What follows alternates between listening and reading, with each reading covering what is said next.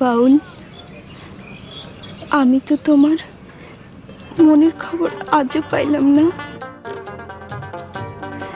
কি গো, কথা কও না কেন? তোমার এই কথার উত্তর দেওয়ানোর সময় আমার এখনো আসে নাই। কবে আইব কইতে পারো? তা তো জানি না, তবে এইটুকু কইতে পারি, আমার যে নিয়ন্ত্রণ করে তার নির্দেশ পাইলেই আমার কিছু কম লাগবে না। তুমি সব কথার উত্তর খুঁজে পাইবা। কারে দেখাবো মনের দুঃখ গো,